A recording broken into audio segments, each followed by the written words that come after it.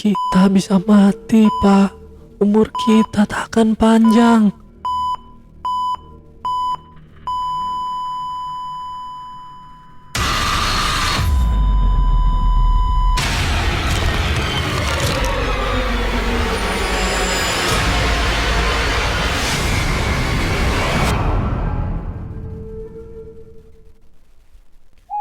Halo para pecinta kisah horor di luar sana.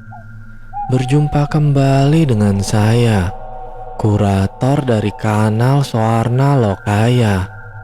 Kali ini kita akan melanjutkan membacakan kisah dari penulis RD Lestari yang berjudul Gulai Daging Ibu. Untuk para pendengar yang mau membaca kisah ini secara langsung, saya juga menampilkan link pada kolom deskripsi. Dan silakan follow akun penulis.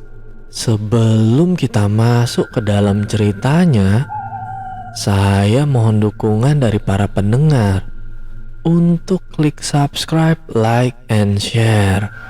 Dan jangan lupa aktifkan lonceng notifikasinya agar para pendengar tidak ketinggalan kisah-kisah terbaru dari Soarna Lokaya. Untuk para pendengar yang sudah memberikan dukungan, saya ucapkan banyak terima kasih. Dan semoga Tuhan juga melancarkan setiap usaha dari para pendengar. Mari kita mulai tenggelam dalam kisah ini. Kisah dimulai. Sari dan Diman akhirnya pamit. Mereka harus segera menjemput jenazah Mama. Hari sudah mulai siang. Gito hanya bisa menatap sayu kepergian dua saudara kandungnya itu. Ia dirundung bimbang, ingin ikut serta, tapi tak mungkin meninggalkan istrinya yang saat ini sendirian. Gito memilih untuk berada di samping istri yang ia cinta, memberi dukungan dan memastikan ia baik-baik saja. Aku kasihan dengan Mbak Parni, Bang. Nasibnya selalu sial. Apa kamu percaya, Bang? Ipar kita itu membuat gulai daging dari daging manusia. Ujar Sari saat mobil kembali melaju kencang, membelah jalanan padat kendaraan. Diman tak bergeming. Pikirannya malah tertuju pada rumahnya sendiri. Beberapa malam ini, ia selalu dikejutkan dengan suara tangisan bayi dari tetangga sebelah rumah. Yang ia ketahui tak pernah hamil apalagi punya bayi. Rumah itu selalu kosong setiap hari. Karena si empunya rumah punya usaha warung yang katanya amat ramai akhir-akhir ini. Itu semua pun yang mengungkapkan tetangganya sendiri. Bukan iri. Diman hanya heran. Karena semenjak warungnya ramai pembeli, suara tangis bayi semakin sering terjadi. Herannya, tangis itu hanya terdengar di atas tengah malam dan subuh menjelang. Diman pun beberapa kali memergoki tetangganya itu keluar tanpa membawa bayi. Dan tak pernah ada penampakan jemuran bayi. Jadi, suara bayi siapa yang terdengar hampir setiap malam itu? Bang, diajak ngobrol malah ngelamun. Sari menjepit. Kesal karena sedari tadi ia berbicara, Diman hanya diam tanpa sedikit pun menjawab. Iya dek, soal Parni. Soal Parni ya? Lah, kamu sendiri juga nuduh Parni nyelakai Mama kan? Jawab Diman. Sari terdiam. Benar kata Diman barusan. Bukankah ia juga punya pikiran buruk pada Parni? Habisnya bang, Mbak Parni itu datang bawa karung besar. Terus ada darahnya. Bayangin aja bang, siapa yang gak bakal ngira itu Mbak Parni bawa mayat manusia? Sehari membela diri. Jadi, kalau kejadiannya begitu, jangan salahin orang jika nuduh Parni sama seperti kamu. Lagi-lagi Sari seperti tertembak. Ucapan Diman benar-benar membuatnya tak bisa berucap apa-apa. Doain aja, semoga Parni memang tidak melakukan hal yang dituduhkan warga. Jikapun ia mendapat hukuman, bawa semua keponakanmu beserta Gito tinggal bersamamu di rumah Mama. Kamu butuh seseorang untuk tinggal menjagamu. Lagi pula, Gito pun berhak atas rumah itu.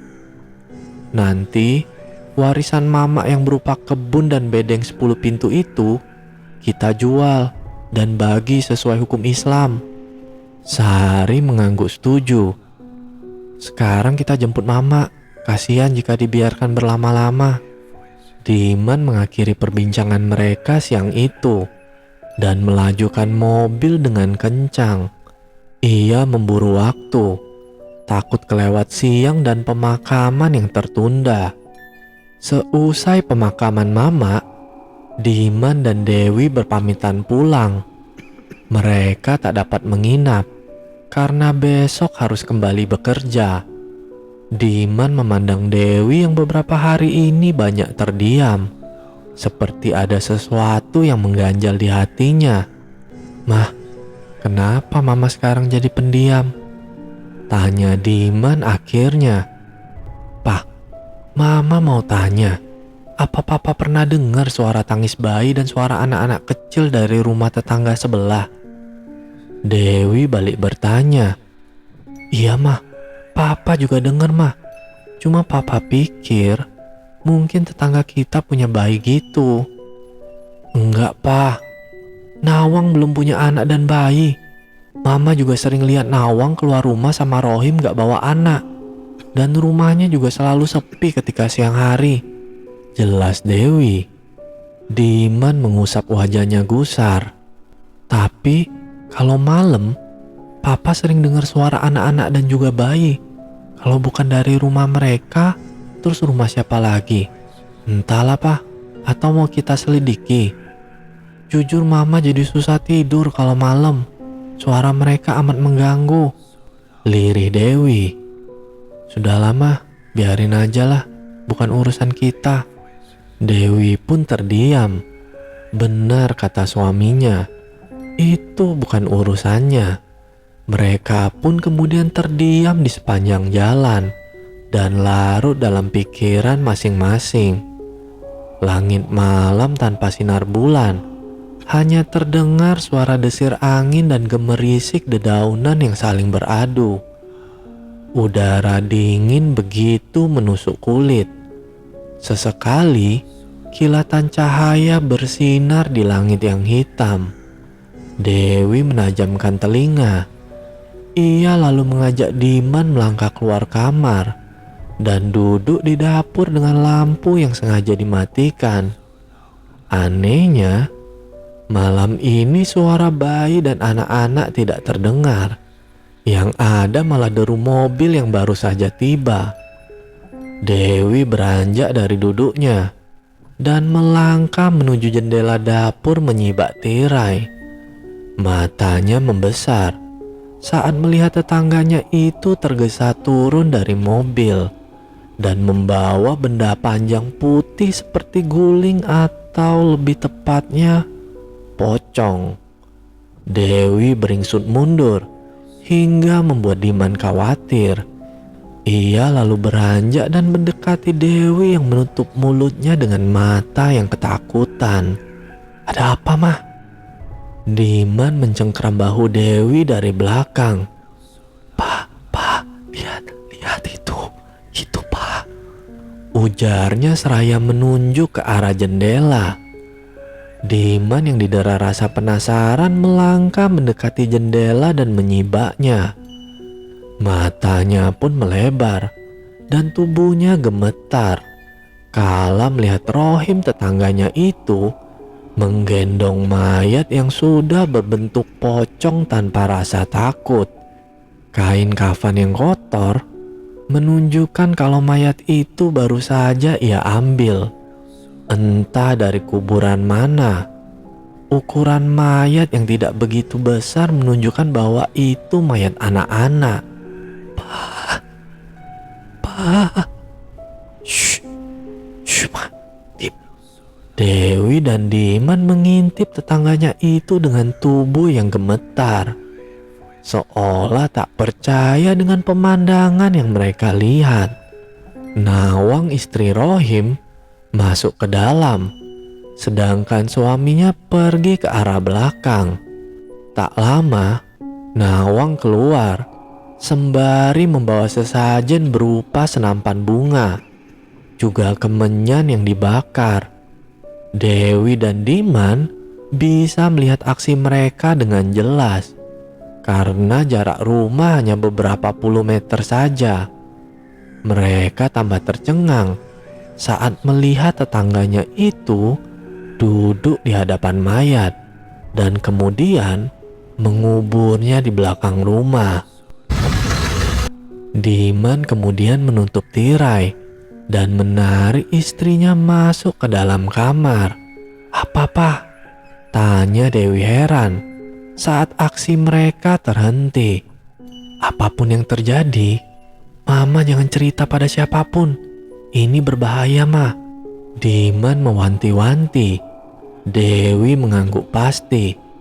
"Sudah, sekarang kita istirahat. Berpura-pura tak tahu dan hiraukan suara bayi dan anak-anak itu. Kita sudah tahu jawabannya." Dewi menurut. Debaran jantungnya perlahan kembali normal. Benar kata suaminya. Ia lebih baik tak ikut campur kalau tidak ingin nyawanya terancam. Kejadian semalam tak pelak membuat Dewi dan Diman menjadi was-was. Sesuai kesepakatan mereka tadi malam, mereka tak akan membahas di depan orang lain termasuk anak-anak. Setelah mengantar mereka sekolah, Diman berinisiatif untuk meminta maaf secara langsung pada Parni. Begitu juga Dewi. Namun, perjalanan mereka terhenti saat melewati kerumunan orang di dekat kuburan. Sangat ramai, hingga Diman terpaksa menepikan mobil dan turun. "Pak, Mama tunggu di sini. Papa mau tanya ada kejadian apa di kuburan." Tak lama menunggu, Diman datang dengan wajah gusar dan ketakutan. Ia menutup pintu mobil dengan keras. Nafasnya tersengal. "Pak, Ma, sepertinya mayat yang dibawa Rohim adalah mayat dari kuburan di sini. Apa? Kita bisa saja membantu polisi mengusut kasus ini. Tapi ingat, Ma, jangan bicara pada siapapun. Pak, ini bahaya, Pak. Nyawa kita bisa jadi taruhannya," cegah Dewi. Ia benar-benar takut untuk jujur, mengingat kelakuan tetangganya yang di luar nalar. Bagaimana seandainya mereka tahu siapa yang melapor dan membalas dendam? "Mah, kalau kita tidak jujur, pasti Parni lagi yang dituduh. Mama nggak tahu apa saja yang dituduhkan warga pada Parni. Salah satunya itu tentang mayat bayi yang hilang di kuburan. Mereka mengira gulai daging yang Parni jual berasal dari daging mayat bayi yang tiba-tiba hilang," jelas Diman. Dewi menyimak ucapan suaminya dengan wajah yang serius. Ia memang ingin meminta maaf kepada Parni. Tapi apa ini sebanding untuk menebus kesalahannya pada iparnya itu? Tapi Pak, Ma, apa kita tidak punya sedikit rasa kasihan? Bagaimana jika Parni harus dipenjara dan menanggung semua hukuman yang bukan perbuatannya, sedangkan yang bersalah hidup enak dan bahagia? Pikirkan anak-anak yang butuh dirinya, Ma. Mereka masih sangat kecil, masih butuh Parni. Kamu juga seorang ibu.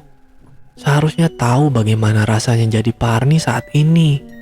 Apa kita akan menutupi kebenaran? Meskipun belum tentu Nawang dan Rohim pelaku yang sama, setidaknya kita tidak menutupi kejahatan mereka. Kali ini, suara Diman meninggi yang membuat Dewi menunduk. Bukan karena takut, tapi bingung. Jika itu yang terbaik, Pak, Mama nurut aja. Semenjak Mama pergi dengan keadaan yang mengenaskan, Mama banyak memikirkan kesalahan Mama, terutama dengan Parni. Mungkin ini saatnya Mama berbuat yang benar. Dewi perlahan mengangkat wajahnya dan menatap wajah suaminya sendu. Diman menatap haru. Satu kecupan ia daratkan di kening mulus Dewi. Tanpa terasa, bulir bening jatuh, menerobos dari sudut matanya. Dewi mendongak saat ia merasakan butiran cairan hangat jatuh di keningnya. Papa, Diman segera menyeka air matanya dan kembali duduk. Ia kemudian melajukan mobilnya pelan, menerobos kerumunan yang perlahan menyingkir. Pak, sesak dada Dewi saat ini, seolah tertekan benda berat hingga ia sulit bernafas. Diman hanya terdiam, pandangan matanya fokus ke jalan, sedangkan Dewi kembali larut pada pikirannya. Susah payah Sulis bangun. Kepalanya masih sakit akibat begadang. Putranya terserang demam yang membuat Sulis tak bisa terpejam karena rewel. Beruntung Imran libur, jadi pagi ini ia bisa bergantian menjaga Nanang anaknya. Baru saja Sulis tiba di ruang tengah, ia melihat seorang lelaki di ambang pintu sedang berbincang dengan suaminya Imran. Nanang yang saat itu berada di gendongan papanya sedang tertidur pulas. Sulis yang saat itu tak mengenakan hijab menghentikan langkah dan memilih mendengar perbincangan mereka dari ruang tengah. Ia kemudian duduk di kursi kayu dan membuka telinganya lebar-lebar. Shh, masuk dulu. Di, kenapa kamu kelihatan ketakutan? Tanya Imran. Aduh, gawat Ran, gawat. Peluh mengucur di wajah Adi yang ketakutan. Gawat kenapa? Ran, kamu mau jadi saksi kan? Saksi apa? Imran bingung. Seingatnya, ia tak pernah melihat kejadian kriminal manapun saat ini, kecuali Parni. Apa ini menyangkut dengan wanita itu? Sudah duduk dulu, suruh Imran. Adi menurut. Ia langsung duduk dan kembali memulai pembicaraan. Gara-gara aku ngobrol sama istri, semua warga dari kampungku dan kampung Parni berbondong-bondong mendatangi Parni. Wanita itu habis dihajar dan saat ini ada di kantor polisi, ungkap Adi. Apa? Ah, gila kau, Di. Kan sudah aku bilang, ini hanya rahasia kita. Murka Imran yang membuat nyali Adi langsung ciut. Saat itu juga, Nanang terbangun dan menangis karena mendengar suara Imran yang terdengar lantang. Sulis yang tadi sempat mendengar ucapan mereka, segera meraih jilbab dan bergegas menuju ruang tamu, tempat di mana Imran dan temannya berada. Aku minta maaf Ran, aku gak sengaja. Pikirku istriku bisa dipercaya. Nyatanya, aduh. Kau akan membuat celaka aku dan keluargaku, Di. Kilat amarah terpancar jelas di mata Imran. Aku benar-benar minta maaf, Ran. Aku tahu ini salahku. Tubuh Adi bergetar menahan takut. Ia pasrah jika saja saat ini terjadi baku hantam antara dia dan Imran. Sulis yang saat itu datang langsung memeluk suaminya. guna meredam amarah yang saat ini berkobar. Sabar Pak, ini juga salah Papa. Kenapa mudah percaya sama orang? Nanang yang saat itu menjerit di gendongan memecah konsentrasi Imran. Ia lebih memilih mendiamkan Nanang daripada melanjutkan amarahnya. Jadi sekarang bagaimana keadaan Mbak Parni Bang? Tanya Sulis. Rasa iba tiba-tiba singgah di hatinya. Keraguan mulai merajai. Sekarang Mbak Parni masih mendekam di kantor polisi sampai kasus ini selesai. Warga sekitar tak mau lagi menerima kehadiran Parni di kampung mereka. Dan apa keperluan abang datang ke sini? Bukannya yang ngomong itu istrinya abang. Ya tanggung resiko lah. Cecar Sulis geram. Iya, abang minta maaf. Istri abang jujur kalau informasi itu kami dapat dari kalian. Adi menunduk. Sulit baginya untuk jujur. Tapi inilah konsekuensi yang harus ia terima karena tak bisa menjaga omongan. Sulis meluruh dan terduduk di kursi. Ototnya seketika terasa lemas. Itu berarti ia dan suaminya akan berhadapan dengan Parni dan mengutarakan semuanya. Bagaimana jika suatu saat Parni balas dendam dan menghabisi keluarga kecil mereka? Kita bisa mati, Pak. Umur kita tak akan panjang. Desis Sulis dengan suara bergetar. Baru saja Imran mau berucap, terdengar derap langkah kaki bersahutan di luar kontrakan Imran. Imran, Sulis, dan Adi langsung beranjak, mendekati pintu untuk melihat siapa yang datang. Mata mereka membulat secara bersamaan, melihat beberapa orang berseragam polisi sedang berjalan ke arah rumah. Hanya bisa pasrah dan menyambut dengan senyum terpaksa ketika polisi tiba menyampaikan maksud kedatangannya. Imran dan Sulis tak dapat mengelak saat polisi menginterogasi dan mengulik informasi. Mereka harus mau menjadi saksi dan Imran menyanggupi itu. Sedang Adi hanya diam 1000 bahasa. Imran sangat menyesal sudah membawa temannya dalam masalah. Sulis berulang kali menyeka pelipis. Berat baginya, terpaksa mengingat kenangan pahit saat tinggal di sebelah rumah Parni. Masih terbayang kejadian-kejadian mengerikan yang membuatnya trauma. Ia terpaksa mengingat kembali demi mengungkapkan kebenaran Parni. Meski kasihan, Sulis terpaksa jujur. Begitu juga Imran. Mereka menuturkan semua yang mereka tahu tanpa mereka lebih-lebihkan agar penyelidikan polisi menemui titik terang.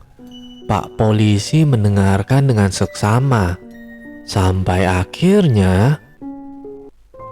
Halo para pendengar, saksikan terus ya kisah gulai daging ibu ini. Setelah part ke-13 ini, hanya 2 part yang tersisa, 14 dan 15. Jika para pendengar suka dengan kisah ini, silahkan tinggalkan komentar di kolom komentar. Dan bagi para pendengar yang mau kisahnya dibawakan, silahkan kirimkan ceritanya ke email swarna.lokaya@gmail.com. Baiklah, cukup sekian kisah horor kali ini. Semoga para pendengar beserta keluarga sehat selalu. Dan sampai bertemu lagi dengan kisah horor berikutnya. Tentu saja di kanal Swarna Lokaya. Bye.